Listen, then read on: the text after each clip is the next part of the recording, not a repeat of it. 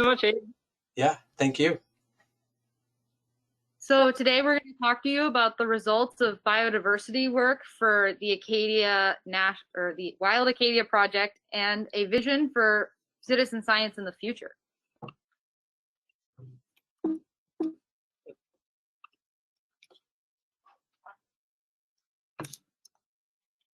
Oh, that's not good. I'm doing that. Oh, that's good. Okay. So the Wild Acadia Initiative's vision is to take positive action to foster the health and resilience of the beautiful native ecosystems present in Acadia National Park.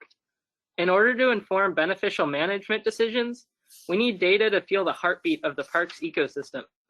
And this is done by monitoring changing biodiversity. But science is only a part of the whole effort. Because public interest, getting people to actively care about rapidly changing ecosystems, is a crucial factor in getting conservation and restoration projects up and moving and successful in the long run. Citizen science provides an avenue that collects data to inform the park's science-based management, and it is a way to create meaningful connections between people and the natural world. These connections will ideally snowball into increased public interest towards positive efforts to address the current ecological crisis. Citizen science is cost-effective, educational, and can provide monitoring data that traditional science cannot capture given constraints involving time, funding, and access to expertise. The field of ecology has pioneered the development of citizen science, but is yet to fully realize its potential. Today we'll be discussing projects we completed throughout the summer, included Bass Harbor invasive plant monitoring, BioBlitzes, and also discussing higher level thinking around citizen science categories, be that structured or opportunistic, and future directions for citizen science at Acadia especially. The plant monitoring work we did took place at Bass Harbor on a site off of Marshall Brook, where we collected data from quadrats pre and post plant management this summer. The species of concern is glossy buckthorn, Frangula ulnis, which has been found in such quantities to denote this specific area as dense by evaluation maps provided by NPS. A 40-meter transect was laid starting from the water into the more wooded area, and stakes were placed every 10 meters to help lead the way along the transect and indicate where the non-random sampling took place. This sampling method is depicted here and shows that each stake had 2 corresponding quadrats, making each sample area 1 by 2 meters. There was also random sampling that occurred based off of a random number generator, and these sites were visited pre-treatment in July and post-treatment in September. This photograph is just a peek into what the area looked like where the transects are, or where the quadrat was laid. This is in September, and the brush in the background is post-treatment glossy buckthorn that was felled. One of the things we counted was glossy buckthorn stems within each quadrat. The quadrats are listed on the left, and the blue indicates the proximity to the water. As we got further into the wooded area, it became more crowded woods and more abundant glossy buckthorn. There was a majority of reduction in glossy buckthorn stems throughout the plots we visited. The average dropped from approximately 14 stems per quadrat to just 2. The continuance of this type of data collection could help closely monitor the new buckthorn seedlings that are to follow in the next coming years. The picture shows Hayes working on removing the larger glossy buckthorn individuals during our afternoon helping the plant management crew. Now to look into the canopy changes we observed. For our purposes, canopy was described as anything over 1 meter tall. The canopy pre and post treatment had a dramatic shift in coverage. Table B shows this shift with a complete reduction of all glossy buckthorn canopy cover. All canopy cover, including glossy buckthorn, was also reduced throughout the quadrats visited. The average for this reduction is seen in Table C, where that went from 62% coverage per quadrat to 43%. This change in canopy can allow for other species to fill out the new areas once occupied by the glossy buckthorn. We also took note of the dominant canopy species and found Viburnum, Picea, and Ulnis to be present. It'll be interesting to see if a species of current dominant canopy moves in or whether there is another species able to occupy the space. There was some account of no canopy post-treatment. However, it's unclear whether it was management or seasonal changes to cause that. There was other factors we measured in each quadrat, although the ones I've displayed show the most important changes as far as glossy buckthorn management. Monitoring in the future can be done for a whole year prior to management techniques in order to get a better idea for the phenophases of the plants. Glossy buckthorn produces berries that were not present in July and were not considered until we met with Jesse Wheeler later in the year. Tracking the berry seasons can help establish a good timing of management practices to avoid further fruiting and seed spread. Also, these sites should be revisited next year in order to assess the changes in ground and canopy cover in order to track the shifts in plant community after the glossy buckthorn was reduced. The better part of our summer was spent hosting BioBlitzes on Mount Desert Island. A BioBlitz is an event that uses applications like iNaturalist and Seek to observe and record species in a particular area or time frame. As it was a pilot summer, we limited participants, or as INAT calls them, observers, to those of internal groups like Friends of Acadia, the National Park Service, and Schoodic Institute. We offered 23 events and had attendance at 14 of them. Sieur de Monts was the favorite site as it is more established part of the park and offered amenities to the participants, namely restrooms. We had 16 observers recorded at Sieur de Monts and 6 at Marshall Brook. At either site, it was the same structure, a 400 square meter plot and an encouragement to focus on plant and insect observations. However, we did not discourage other observations or keep participants strictly in bounds. The main goal of any BioBlitz is to learn something new and have fun. I want to take a moment and get some iNaturalist terminology in the clear. Although all observations are important, they need reviewing from the iNat community to be confirmed.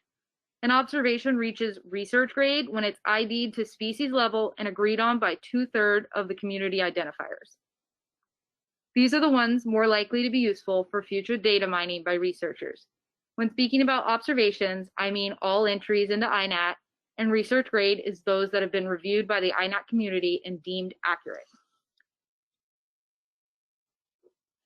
Starting with the Marshall Brook site, we had a BioBlitz event on both sides of the brook. Although we only had 6 participants, those who joined were quite knowledgeable about the plants present within the sites. From those knowledgeable participants, we accumulated 301 observations of 83 species.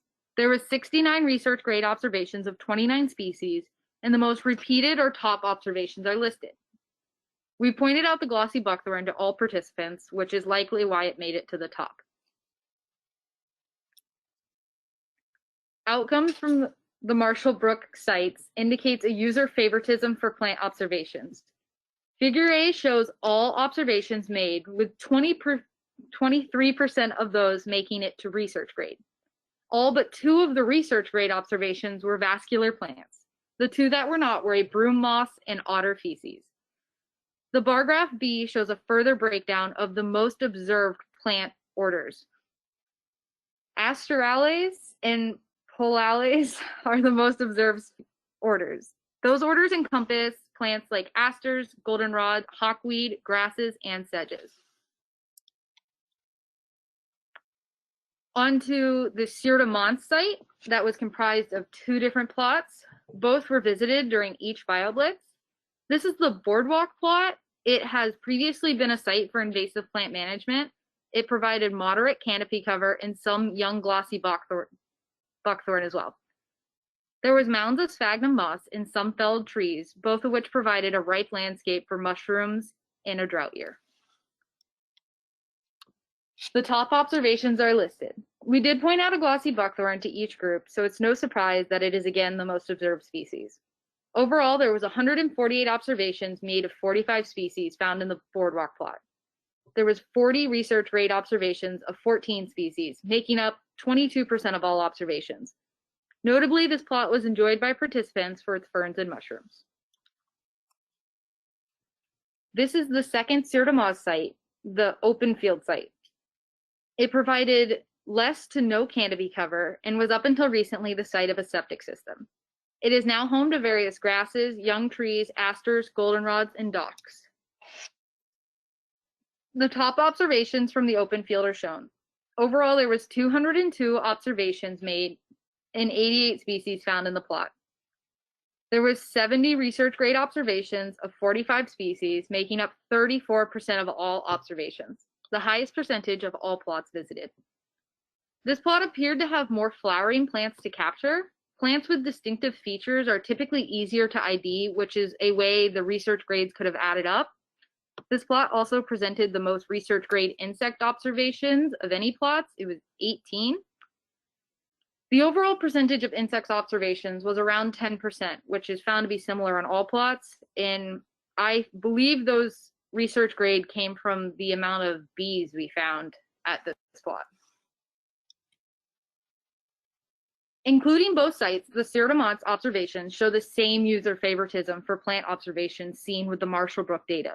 There was a surge in fungi observations compared to Marshall Brook, and from my personal experience, the majority of these would have been derived from the Boardwalk site. There was 45 observations of 9 fungi species, yet only 1 made it to research grade, and it is a green shield lichen. This shows the difficulty of getting some types of observations to research grade. Fungi are notoriously difficult to identify, and even harder to do so with only photographs. Of the plant observations, the majority belong to the Rhodalis order, which includes glossy buckthorn, steeplebush, white meadowsweet, and cinquefoils. The overall skew of iNaturalist observations are to the larger or more distinctive plants like asters, common trees, and something with berries or fruit. This bias also encourages the aspect that some plants and animals are hard to photograph. We observed people chasing down dragonflies and birds without success, or trying to figure out a grass that had no clearly distinctive features. The difference in phone quality also limits the user. People would be unable to get close-up shots or run out of battery, as iNaturalist is a large program that can wear out a phone. These are barriers to observations that build a bias into the iNatural program, so it makes it hard to get good content with certain types of nature. All right. In order to inform future Wild Acadia efforts, I'm going to use 2 frameworks for citizen science that have emerged from what we've learned this summer to organize what I talk about.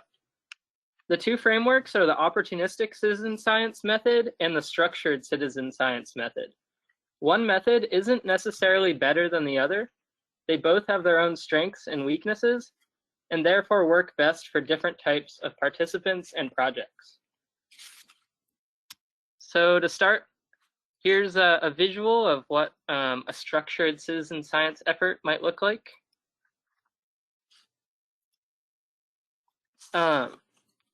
This method is similar to the traditional scientific model in ecology, but instead of technicians or scientists collecting field data, a leader with expertise can train volunteer participants to collect most types of data that a professional is able to collect.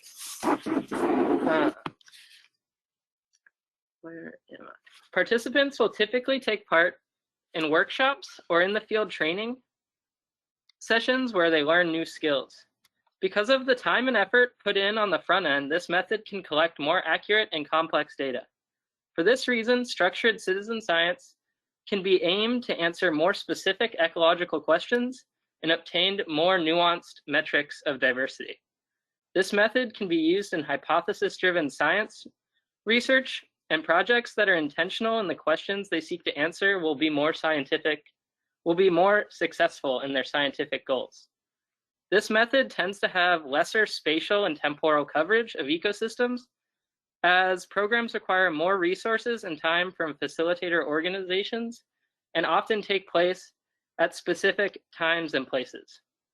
A silver lining of diminished scalability is that it can take place at sites that would not be able to handle a greater number of people due to the ecological impact. Structured citizen science programs often range from a couple of hours to a full day to a week-long effort. Participants are already interested in ecology or science and are dedicated to putting a solid chunk of time and effort into the project. It's ideal for Earthwatch groups. Structured citizen science programs give the participants the feeling of being in the shoes of a professional field scientist for the duration of the activity. Ideally, participants will be informed on how their efforts fit into larger initiatives that continue the positive action they're taking part in. This method in particular may instill a greater sense that the fieldwork done is meaningful and has a future for the participants. On to the next model or method for citizen science, which is opportunistic citizen science. And here is someone opportunistically observing a plant. So opportunistic citizen science is a way to crowdsource data collection. This is done using platforms like iNaturalist or eBird. These platforms act as a reservoir for citizen science data. Anyone can participate on their own time and in the way they want to. This aspect of the opportunistic citizen science method creates challenges, but can also be used as an advantage. Compared to structured citizen science, opportunistic citizen science requires far less effort on the front end for both facilitators and participants. Often little direction is required at all, as long as the participant can intuitively use the data platform. Opportunistic citizen science has far less control over participation effort, so a great range in effort and accuracy is often present in data collection. For example, a participant could do an exhaustive inventory of vascular plants in a defined area, or just make a single observation of a pretty flower they happen to encounter on a walk. There are a number of biases that come along with this method. Charismatic species are often overrepresented. Species that are hard to ID or detect are often underrepresented or missed. So instead of precision, opportunistic citizen science relies on large volumes of data and creative analysis. If data sets are large enough, biological signals should overcome the artifacts biases can create. The power of opportunistic citizen science lies in its scalability and accessibility. If public interest in data collection increases, the data produced can have a greater spatial and temporal extent compared to both structured citizen science projects and even traditional scientific approaches. For participants, opportunistic citizen science is an easy way to enter the world of citizen science. They can make the data collection process what they want. It can be rigorous and methodical, or it can be fun and easygoing. This method provides a chance to engage visitors who may not have any previous interest with ecology, science, or conservation with the natural world in a way that may spark continued interest and future effort.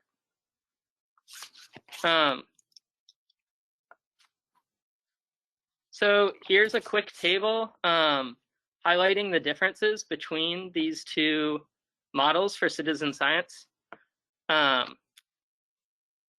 They differ significantly, and if you can do question-driven data collection, in their scalability, the minimum required participation effort, which data types they can collect, what sort of participants and groups would fit into the different models.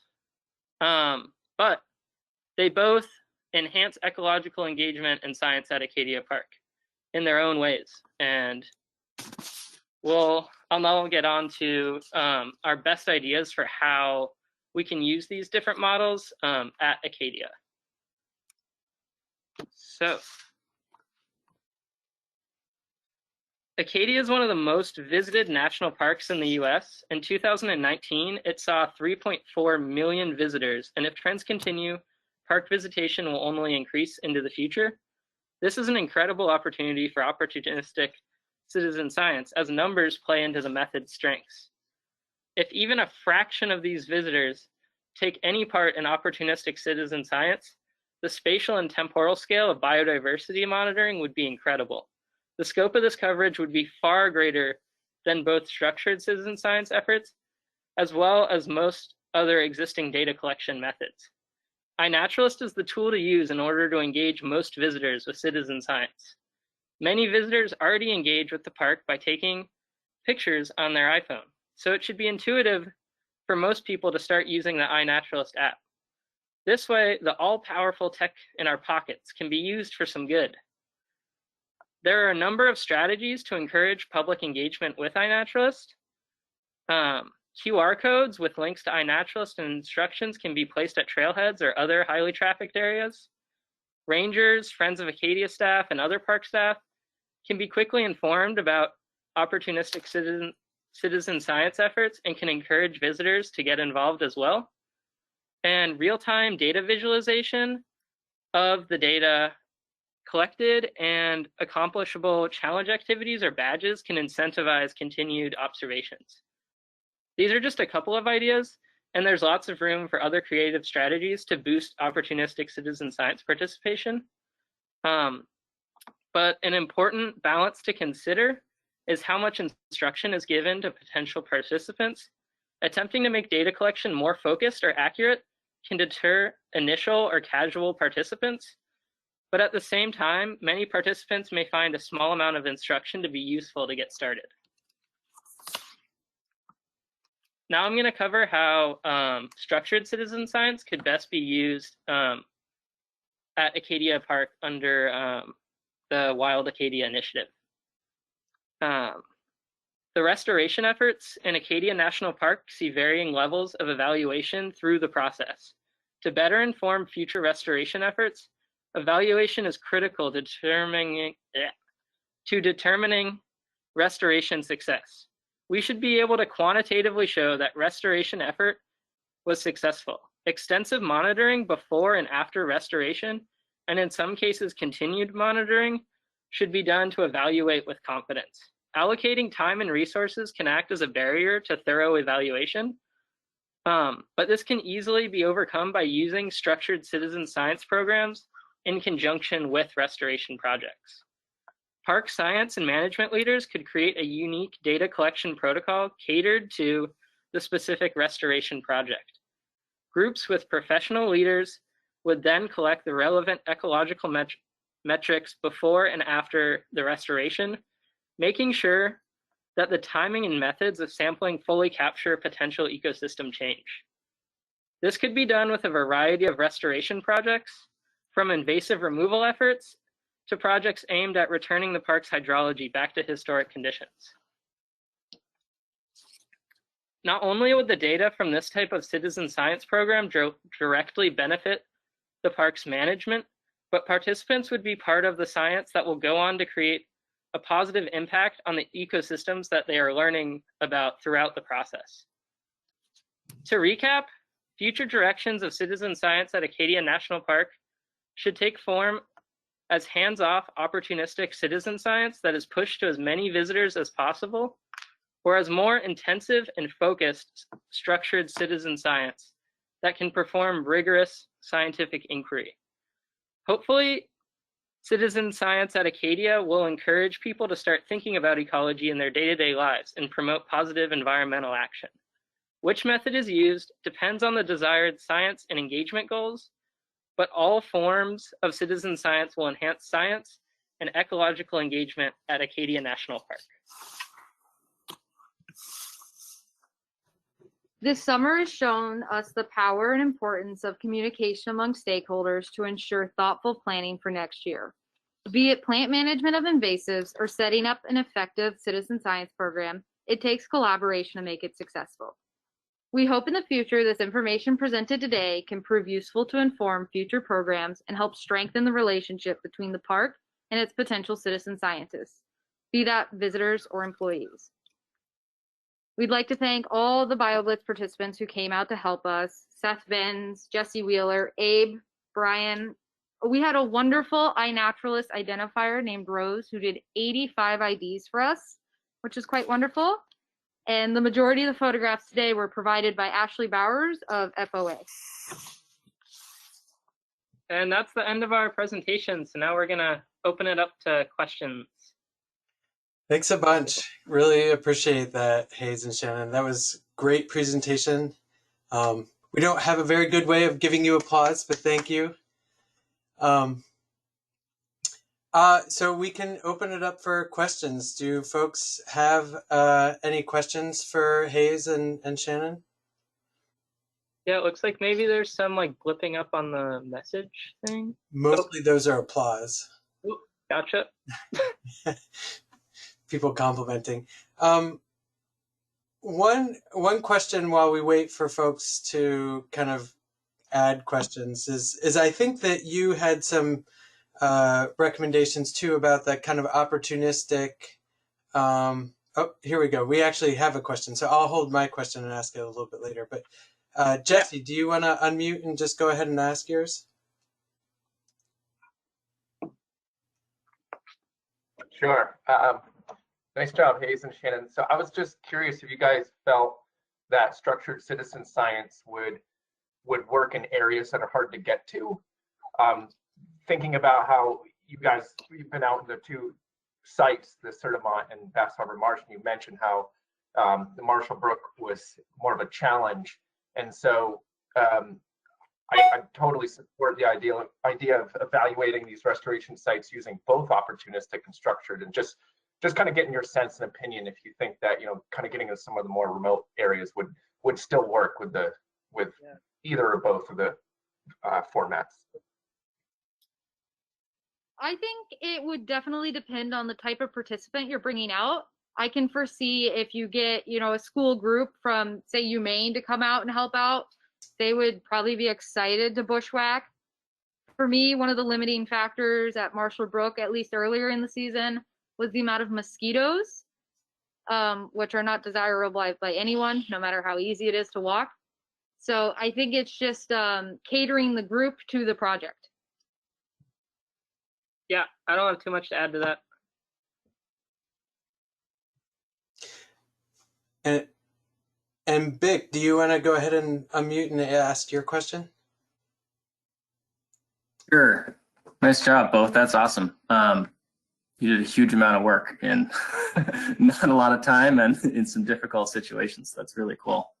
I'm just wondering about, you talked about your original goal is to monitor the change in biodiversity over time. And I'm just thinking that given the way that it seems that structured citizen science programs are likely to change throughout the years, given everything from trying to avoid mosquitoes or facilities and stuff like that. I'm wondering what thoughts you have as far as controlling that differential effort in those sampling methodologies, given, you know, this year to next year, but also 20, 50 years down the line.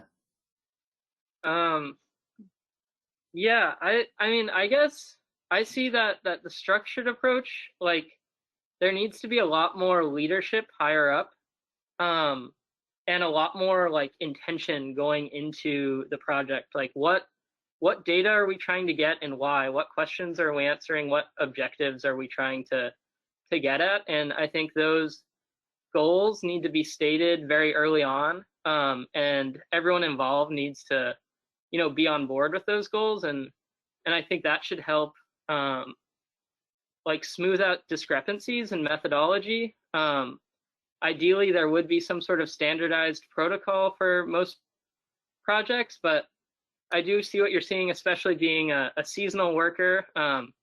It's easy to have, even with similar protocols, for data to be recorded in different ways and for there to be discrepancies. But I think the solution to this, I think, is just that higher level leadership that is very dedicated to the project and is going to keep it on sort of a straight vision for the entirety of the work.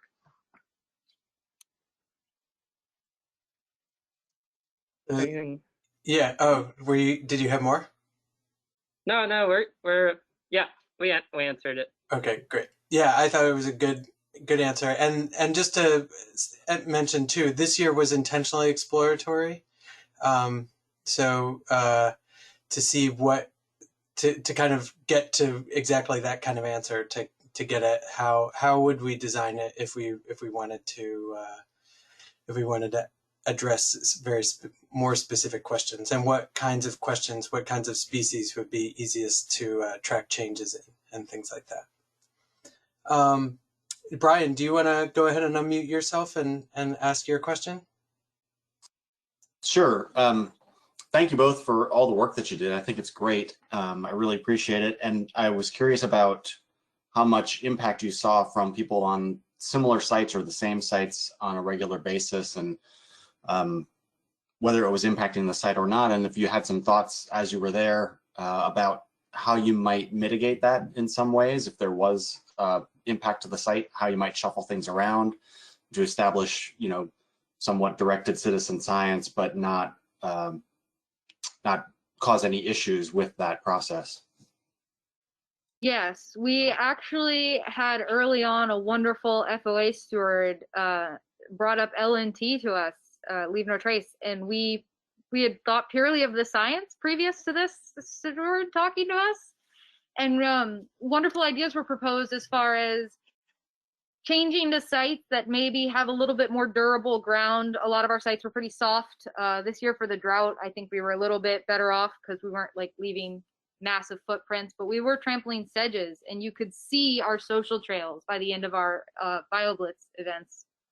I think a combination of not bringing people there back-to-back days, giving the land a day to just kind of have wind hit it, move, and we're still struggling with the, do we hold them on durable surfaces and limit the area someone could make an observation to an arm's reach off a trail? Or do we find the boardwalk plot, although awesome, wasn't particularly unique for that area. The entire boardwalk is somewhat similar. And do you sacrifice, you know, a 400 square meter area in order to have some trampling? It's definitely something we struggled with and thought of throughout. And a lot of the FOA stewards brought up very good techniques as far as not going single file, or if you are going to make a social trail, stay on the social trail. So it's kind of conflicting advice, but I think they could all work depending on what you're doing there. Yeah, and I would add to that in saying that, like, I think sort of the structured approach would make sense to do in sites like what we were looking at this summer, and in other areas where there's concern about trampling and ecological impact. I think, to me, if you're capturing, you know, more rigorous data and you're having less people there, like, yeah, part of why the structured method is really good is because you can go in with less people and capture more data and have less of an impact in that way. And so we were definitely thinking of like, oh, our BioBlitzes this summer, are they scalable? Could we open this up to the general public? And I think we determined, no, we can't open this up to the general public because it isn't worth using that opportunistic method and having anyone enter those spaces, because it would make too large of an impact. So I think you kind of have to, like, you have to choose the method you're using based on the site and what you want to get out of it. So yeah, I think like a lot of the opportunistic sort of science is going to have to stick to existing trails or places with lots of durable surfaces. I don't think it's a great idea to sort of unleash on the park writ large. Great, that was a good answer. Yeah, and Catherine, do you want to unmute yourself and ask your question?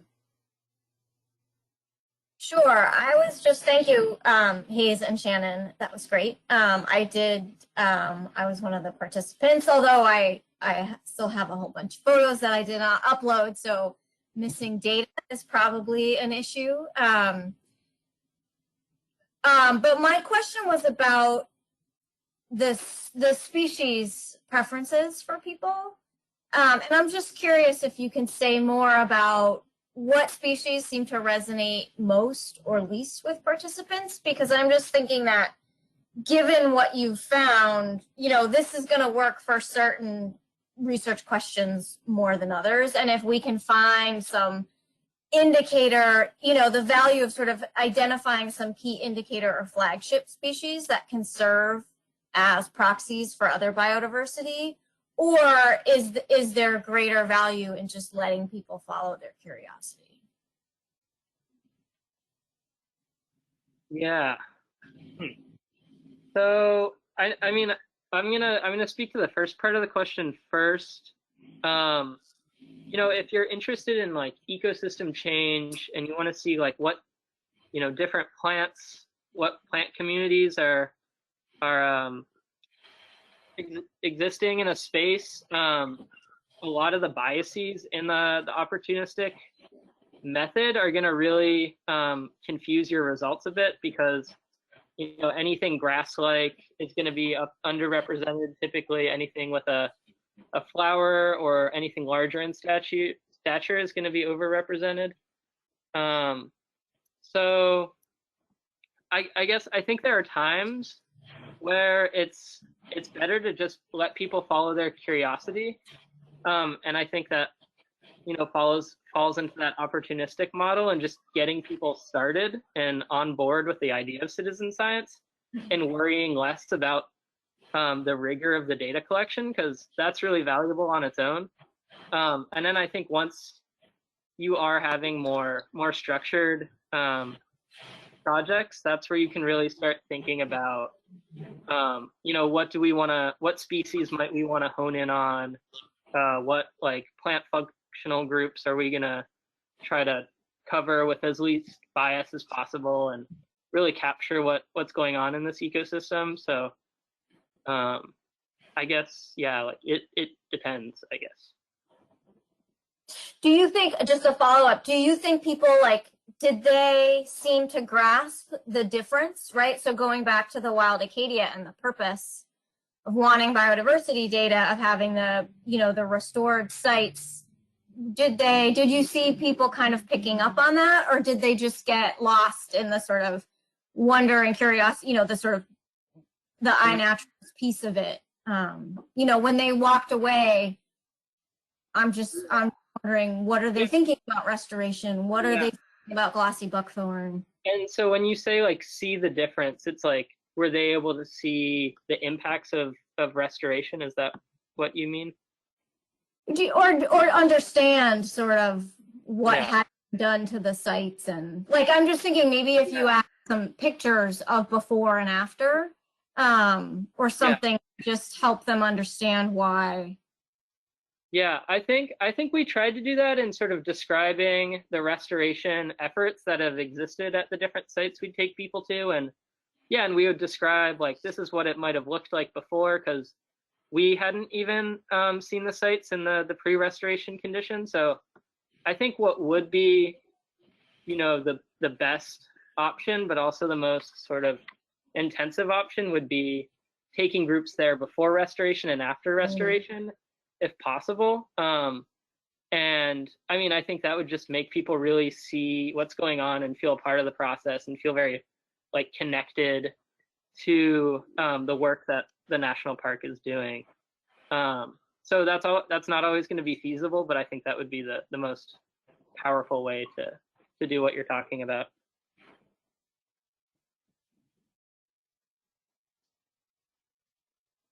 Did you want to add anything, Shannon, or?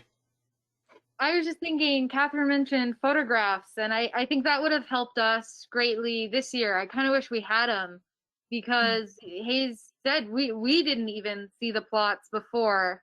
And I know the boardwalk one is less of a visually jarring difference, but the open field site probably was. From what I've heard of people who have either worked on the project or have seen it prior, it was mostly cattails up until a few years ago. And I think even a photograph of that same area filled with cattails, and then you lower the photograph and show them this beautiful field filled with clovers and vetches and asters and goldenrod, I think that might give them a sense of the importance of the work they're about to do. And I definitely think it could be a good a miniature call to arms, or give them a purpose, kind of. Yeah, no, that's great. Any other questions? I have one. How long, just thinking about kind of looking at the data, so you presented the data early, how long did it take you to summarize the data? So, because what was happening is everybody's contributing their observations, it's going to iNaturalist, and then you had to download and summarize. How was that process? Did it take was it easy to learn? Was it hard to do? Did it take hours or days or? The process of downloading and manipulating or analyzing the data, it took some finessing to get like a rhythm down, because I was juggling sites and breaking down Sieur de Monts into both sites and then putting them back together into one site. So I'd say it was more just figuring out what I wanted out of iNaturalist. When you go to download the data, you're given probably 50 checkboxes as to what of the data you can look at. And I'll be honest, I used about 7. I find most of them are kind of not intuitive of something I would find useful. So once I figured out those 7 that I wanted, it just became a download and a data management game. And then actually digging into it didn't take me particularly long. I would just highlight a row, either make a graph or a table, and figure out if it was useful or if I could figure out anything based off of that. And then it's just a lot. When you have 303 observations, the graphs and tables look bizarre until you figure out, well, I want to look at plants. And then you break down plants and you have, 15 orders, and you have to go through and find the 7 or 9 that have more than 10 observations in each. So I wouldn't say it took too very long once I figured out what I wanted for my NAT, but I did download probably 4 or 5 times where I got the Excel and I was just like, I need that checkbox. So I have to go back and re-download. So that I think took the longest for me, at least. I would add to that by saying how that sort of like download page on the iNaturalist platform, it's really, really good because it can cater to like even maybe like an elementary school setting where they're, or maybe older than that, but like at K through 12 something where you're playing with data and you can just have very simple values that you're downloading, but you can also tap into all their metadata. You can choose the spatial extent, what sort of taxa you're interested in.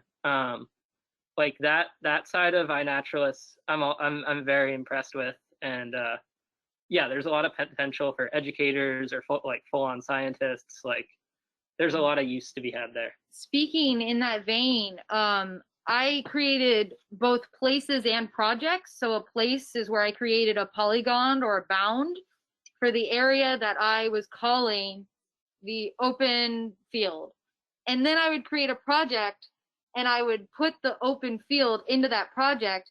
I would find it very easy for someone to invite a school group out and at the end offer them this created project on a platter and to download that data once it's already pushed into these bounds is extraordinarily easy. You don't have to deal with figuring out which data is yours and which data isn't yours. iNat makes it very easy for someone to utilize this post-event. That's great. So, I mean, it sounds like it's easy to get a lot of data, and like any project with a lot of data, the biggest challenge is being clear on what questions you're asking, so that you can then figure out exactly how to manage those. But that's great. Thank you. Yeah, it's really good that's a good problem. That's a good challenge to have. And Seth, do you want to unmute yourself and go ahead and ask your question? Sure. Hey, thanks you guys. That was great. One question I had was, and I couldn't recall during the presentation if you may have already said this, but could you remind us of how long a particular observation session at a site was, and was that same amount of time consistent during each blitz, or did you experiment with different time frames for each blitz at each site? You wanna take it? Yeah, so they do vary a little bit by site, meaning Sieur de Monts versus Marshall Brook. Marshall Brook, we did run a BioBlitz, one successfully, no, not successfully on time, for about an hour and 45 minutes. We did aim for an hour and 30 minutes at the beginning, but the time where we actually had the plant management crew join us for an impromptu BioBlitz in our plant monitoring area, I believe I checked the time marks and we spent a little over 2 hours intensively IDing things, which is by far the most amount of time we've spent doing that. And I think it generated the majority of the observations that existed on Marshall Brook. We also visited it outside of the BioBlitzes. Just Hayes and I would get sent out there to really go get a feel for the land and run mock BioBlitzes with just us. Those Right. typically ran for an hour and a half. And all of the ones at Sieur de Monts aimed to run at an hour and a half with about 20 minutes of that not observing. So say probably an hour of observation time. And I think most of them landed closer to about an hour and 15 to an hour and 20 minutes of observation time. So it varied a little bit. There was definitely more time spent at Sieur de Monts. But overall, we aimed for an hour and a half, and oftentimes we felt it was a little bit too short, and we ended up running over. Yeah, to add to that, at like the majority of our BioBlitzes, we tried to do like roughly a half an hour per site. And it did feel that pretty much every time and with most participants, it felt that, and the participants also communicated that they could have gone for a lot longer at each site and were kind of interested in doing so. You know, maybe that would be different for different groups of participants, but even when we were talking to the Earthwatch people who came through to look at COVID safety, they were thinking of how our Sieur de Monts activity could be turned into a full day activity. And it seemed very feasible to us. Like there would definitely be, you know, a bunch of adaptation, but it doesn't seem out of the realm to hold sort of like many hour BioBlitzes as long as you are being thoughtful about how you're structuring it and what the timing is. It definitely seems like people would enjoy more time. That's what we were experiencing. I think it would also loop back to how you're leaving the land. The longer you have people there, the more they're going to be moving. It depends where you're going, and also mixing up sites. So at Sieur de Monts, we would take people to both the boardwalk and the open site. Right. I think that helps just because the boardwalk had a lot of sedge that you couldn't ID very easily, and the trees were, it helped to have a mix up of sites per event. People seem to enjoy the difference in like this site has ferns and mushrooms and weird lichens, and this site has things that are flowering and bees on the flowering thing. So there was a real difference, and it was kind of a refresher in my mind, at least to have two sites in one event. Yeah, it also provides for like really rich sort of like in the field education, like, oh, look at these ecological differences. Like, I wonder why this is. Like, there's a lot of, yeah, having those differences really help just educate the group, which is, you know, a goal of these projects as well. And if I could do one follow-up, if you, and maybe you did this, I don't recall, but if you were to, with a particular group, if you said, okay, we're going to do the open field site at Sieur de Monts, and for the first 15 minutes or first 20 minutes, first X amount of time, we're going to just focus on taking insect photographs versus, you know, on anything goes kind of photograph. Did you experiment with that, or you know, do you come to any do you have any recommendations around whether if you had a targeted segment of time for insects or for plants, you know, would would this look any different? Yeah, I think that would be a really good idea if it were to be more of a full day event. There are definitely drawbacks to assigning, say, just insects to a group because they might be harder to find. But I think if you are going to be putting in more time and effort in the front end, and if you're going to have something that's a full day to even a multi-day sort of BioBlitz, I think that would be a really smart route to go in to really more accurately cover the biodiversity of the area. Great. Thanks. You looked like you maybe wanted to add something there, Shannon. I was just thinking, for me at least, insects were like really frustrating on some days. The best bet for me is to hang out near something that flowers and just wait. And even then, you're only going to get pollinators or something that's interested in that flower. So I could foresee, like, when everything is in like the height of bloom, you could have like a pollinator's BioBlitz and really nail that out. And it would be super specific and cool. And also you're announcing it at the beginning that it's bugs. Just there seemed to be not only there's an interest for plants. They don't move, they hang out there so you can photograph them better or get into a book and ID it.